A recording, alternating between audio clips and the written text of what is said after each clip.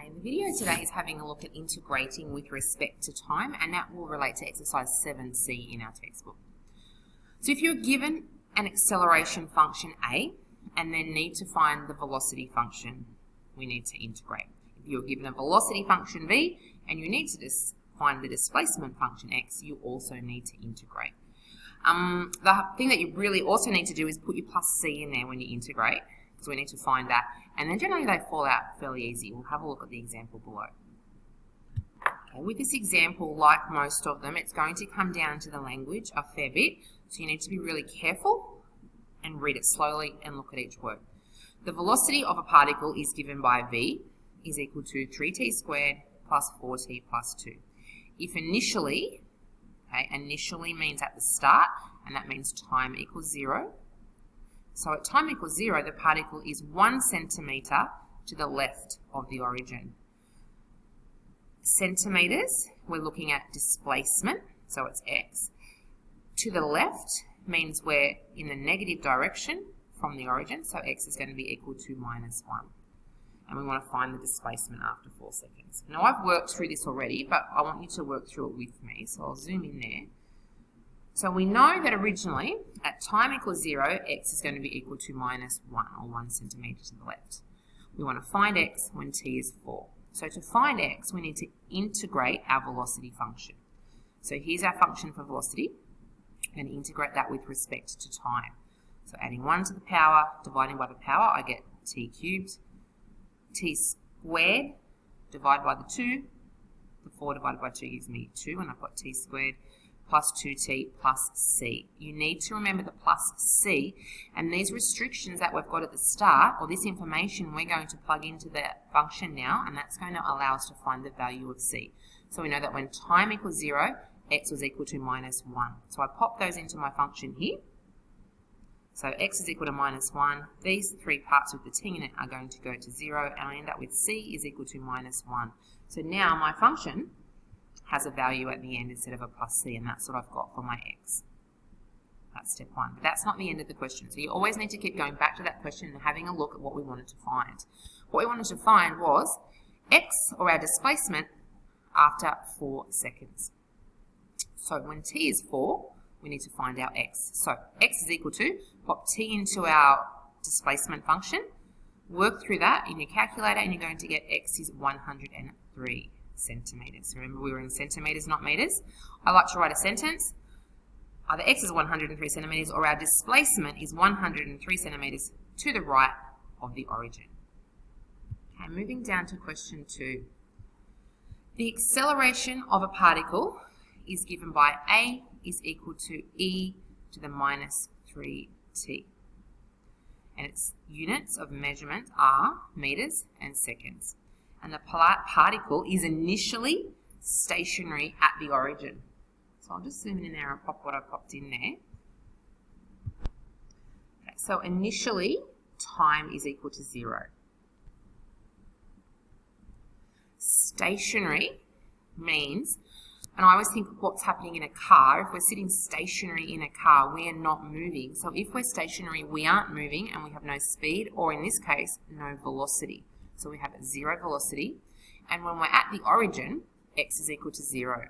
So those are the 3 main bits of information that we're given that isn't so obvious, and we're obviously given that acceleration is given by that function in metres per second. So what we want to do first is find the velocity and the displacement functions. So remembering what that means, we're going to integrate our velocity to get, integrate our acceleration to get our velocity. We'll have a plus c, and hopefully we can solve what that c is. Integrate our velocity to get our displacement with a plus c on the end, and find what that is as well. So that's our aim for part A. So let's have a look at that over here. So here's my velocity function. And to get that, I need to integrate the acceleration. So I'm going to integrate e to the minus 3t with respect to t. When I do that, I'm going to divide by the derivative, that's the power of my exponential. So I'm going to divide by minus 1/3 e to the 3t plus c. So we're using the information that we've found in our previous topics in integrating an exponential. Now we've got t here, we've got v here, and I need to find c. So I need to find my information for t and v, and it said that initially That's my t equals 0. We were stationary. So at time equals 0, velocity is 0. If I pop that into my function, what I'll end up with is that 0 is equal to minus 1/3 e to the minus 3 times that by 0 plus c. This power of the exponential goes to 0. Anything to the 0 is 1. So that part of the exponential goes to 1. So I'm left with 0 equals minus 1/3 plus c. So c must be 1/3. So now I can replace that c in my velocity function. This is what I end up with. Velocity is equal to minus 1/3 e to the minus 3t plus 1/3. That's the first answer. We now want to integrate that velocity to get our displacement function. Displacement is x, so I integrate the velocity that I've just found with respect to time, and I'm going to do the same rules as before for exponentials. Divide by the derivative, that's my power. I had minus 1/3, I'm dividing by minus 3, so I get 1/9, e to the minus 3t plus 1/3 t plus c. Don't forget that plus c. Now, we're in x and t as our variables here. So we know that at time equals 0, x was equal to 0 because we were at the origin. So we were given that information at the start. So we pop that into our displacement function. So 0 becomes equal to minus 1/9 plus 0 plus c. Because when we pop a 0 in that power, the exponential is going to go to 1. So I end up with c being equal to 1/9. And here, when I replace my c with my minus 1/9, is my displacement function. And that is my answer for part A. So fairly straightforward, not really learning anything new there. Part B wants us to find the displacement when t is equal to 8. So we have our displacement function from part A that we've found out. So we're going to use that displacement function. We're going to pop 8 in there and we're going to get ourselves our value. So let's do that over here. Okay. So here's my displacement function. 8 goes in there where there is t. And I'm not going to pop that in my calculator. I'm going to leave it as it is, like this. 1/9 e to the minus 24 plus 23 on 9. We're in meters. It's positive, so we're to the right of the origin. If it does ask us to pop that as a decimal, we could do that as well. But if it doesn't, I don't want to write it as a decimal. I'm going to leave it in an exact value form. Part C would like us to draw the function. Part C says, sketch the velocity time graph. So that's important here. So far we've pretty much only graphed displacement time. So we want to graph velocity in time and briefly describe what happens to the velocity as time goes on. So we have to think about this one. So I've got my axes, I've got my graph there, but I want to talk you through that, okay? So I've got velocity, we've got time, and here's my velocity function. Now to start with, we want to have a look at what an exponential looks like. That's negative. Then we want to have a look at what happens when we pop a negative out the front of the exponential, and then what happens when we pop the 1/3 at the end. So I don't expect that you can look at that graph and know what it is. We need to build on that graph. And I've popped that to the side over here, what I've done. Hopefully we can make some sense of that. Okay. So if you have a look at my first graph up the top here, and I might highlight it. This one that moves down here like this, that's a negative exponential. And we know what that looks like. That would be e to the minus x, as opposed to e to the positive x, which would go the other direction. But we've got a minus x in our velocity function, so we want to have a look at what the graph's going to look like. So we have a look over here. That's going to tell me what this minus is doing in my function. We'll grab another colour now, and what I want to have a look at is the minus out the front of my exponential. Now, I have this e to the minus x. If I pop a minus out the front and get minus e to the minus x, my graph flips itself over and is reflected in the x-axis. So that's what our function here is going to do. We have a 3 then, we have a 3rd there, so that will make some difference. But we're just at this point looking at what the shape might look like. Okay, so what I've then done is thought about, well, what does minus 1/3 e to the minus x look like? Because our minus e to the minus x goes through 0, minus 1, okay, because our exponential went through 0, 1. So what happens when I pop a minus 1/3 out the front there? So in that case, I want to have a look at how it actually moves the graph up and down the y-axis. So if I will have a look at what happens along this y-axis when x is 0, if I pop a 0 in there, I get e to the 1. Sorry, not e to the 1, e to the 0, which is 1. So I'm left with a minus third out the front. So when I pop a value out the front there, it's actually changing where my graph cuts the axis. So in this case, that graph would cut the axis at minus 1/3.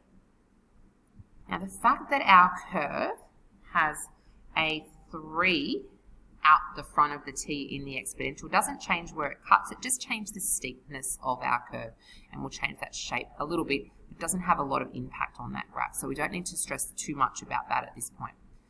So I'm again building this function, so I want to look at what happens when I add plus 1/3. Remember how that translates our graph upwards in the positive direction. So if this little blue graph down here is my minus 1/3 e to the minus x or e to the 3x, I'm going to move it up 1/3. So it goes from minus 1/3 and it cuts at 0. And that's what I've drawn over here in my purple line. Now I've popped the whole thing in here using negative t as well to start with, just so I can understand the shape. And we need to think about what happens as that graph moves up. So we've moved it from minus 1/3 up to 0. And if we think about the asymptotes on our previous graphs over here, the x-axis was an asymptote for all of these graphs. But when I added 1/3 to my exponential function, my asymptote is also going to move up 1/3. So where I had an asymptote here of the x-axis, I'm going to be moving up, and I'm going to have it as the line, horizontal line through 1/3 that I've dotted on my graph over here. And that's a picture of my graph. Now, I've hashed out this side over here because I actually don't want anything to the left of the axis in terms of time. I can have things down below the axis over here, but I can't have negative time. So the only part of the graph I want is the part along here. That's the part of the graph that I actually want to have a look at. And that's the velocity function here. So similar to like what we do with our, when we're graphing complex sine curves and cosine curves, and we build on the base function, I think that's what you need to do with these. Start with your e to the minus x or minus t, and look at each transformation and build on top of that. The question asked us to write an explanation about what was happening in terms of velocity and time. So if we look at our graph there, we're saying that initially our velocity is 0. So at time is 0, our velocity is 0. So that's the first thing I'm going to write. And we're basically just describing what happens in our graph. So as time increases along here, our velocity increases to such a point that it's going to have a maximum or a limiting velocity of 1/3. It's never going to get there, but it's never going to increase over that velocity. The next thing I've used to describe my graph says that as time increases, the velocity increases, but it's limited to that asymptote, which is 1/3 meters per second.